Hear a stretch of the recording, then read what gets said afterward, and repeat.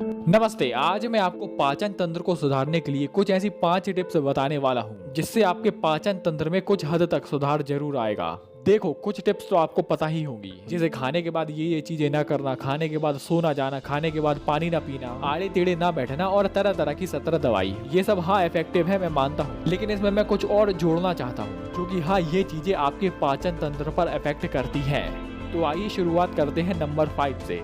Number 5 में मैं clear cut बोल रहा हूँ कि मुठ मारना बंद कर दो, क्योंकि वीर्य नाश करने से हमारे धातुओं का संतुलन बिगड़ जाता है। वीर्य नाश करने से ये हमारे लीवर पर बहुत बुरा इफेक्ट डालता है। इससे जो हम आहार का सेवन कर रहे हैं उसका निचोड़ हमारे शरीर पर नहीं लगता। शुरुआत की ही रस धातु हमारे शरीर में अच्छे से नहीं बन पाती। तो आप उम्मीद करिए कि जब रस धातु ही हमारे शरीर में नहीं बन पा रही, तब रक्त, मांस, मेद, अस्थि, मज्जा और शुक्र वो कैसे ढंग से बन पाएगा। इस बात का उल्लेख हमारी आयुर्वेद की संहिताओं में है कि वीर्य नाश करने से या ज्यादा वीर्य नाश करने से हमारा पाचन तंत्र कमजोर होता है, शरीर निर्बल होता है, व्यक्ति जल्दी बूढ़ा होता है। और ऐसे मैं वीर्य नाश करने के नुकसान बताता जाऊंगा, आप सुनते जाएंगे। तो इसके लिए आगे बढ़ते हैं और जानते हैं चौथे पॉइंट पर, जो कि सलाइवा से जुड़ा है, लार से जुड़ा है। अब प्रॉब्लम यह है कि व्यक्ति चबा के भोजन नहीं करता, और कई व्यक्ति तो ऐसे बोलते हैं कि मैं कितना भी प्रैक्टिस कर लूं, मैं चबा के या देर तक भोजन कर ही नहीं सकता। अब अगर आप चबा के भोजन करते हैं, देर तक भोजन करते हैं, और ऐसा नहीं है कि आप जरूरत से ज्यादा ही समय लगा दें, ठीक है कोई बात नहीं, लेकिन ऐसे व्यक्ति जो कि समय नहीं लगा पाते, तो ऐसे लोगों के लिए मैं एक टिप्स देने वाला हूँ। अब ये लोग करे क्या कि जब भी भोजन वो कर ले तो सूखी हुई जो काली हरड़ होती है, हरड़ के बारे में आप सभी जानते होंगे, एक होती है पीली हरड़ और दूसरी होती है काली हरड़।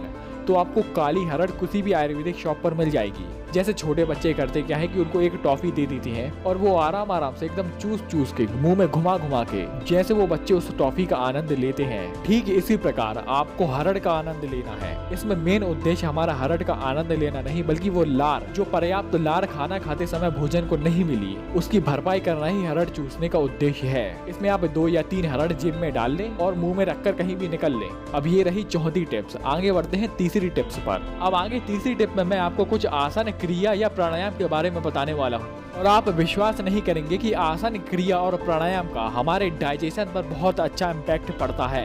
इसमें अगर आप व्यायाम करते हैं, खास करके सूर्य नमस्कार करते हैं, तो वो सबसे उत्तम है। अब बात करें आसनों की, तो इसमें सबसे बेस्ट आसन है सिद्धासन। बात करें क्रिया की, तो इसमें सबसे बेस्ट है अग्निसार क्रिया। और बात करें प्राणायाम की, तो इसमें सबसे बेस्ट है सूर्य भेदी प्राणायाम। अगर आप सुबह सूर्य भेदी प्राणायाम, अग्निसार क्रिया और सिद्ध आसन का अभ्यास करते हैं, और उसके साथ बाबा रामदेव ने एक ये टिप्स बताई थी कि हमें पद्मासन में बैठ जाना है, और पद्मासन में बैठने के बाद भुजाओं के दम पर, हमारे हाथों के दम पर, हमारे हाथों के बल पर पूरे शरीर को ऊपर उठाना है। ऐसे स्थिति में हमारे हाथ के पंजे जमीन से सटे हुए होंगे और हमारा शरीर ऊपर उठा हुआ होगा। इसका अभ्यास आपको मैक्सिमम 1 मिनट तक करना है। वैसे शुरुआत में कई व्यक्तियों को तो 5 सेकंड भी बहुत ज्यादा लगेगा, लेकिन विश्वास मानिए कि सूर्य भेदी प्राणायाम, सिद्ध आसन और अग्निसार क्रिया, ये चारों की चारों चीजों का अगर आप सुबह अभ्यास करते हैं, तो आधे से 1 घंटे में ही आपको बड़ी जबरदस्त भूख लगने लगेगी। अब आगे जानते हैं दूसरी टिप के बारे में, जो है खाली पेट दही का सेवन। दही नेचुरल प्रोबायोटिक का सबसे बेस्ट सोर्स है। अब इस दही को आपको कैसे सेवन करना है? आपको करना क्या है कि रात में दूध में दही का जाम लगाना है, लेकिन ध्यान रहे हमें ताजे दही का ही सेवन करना है।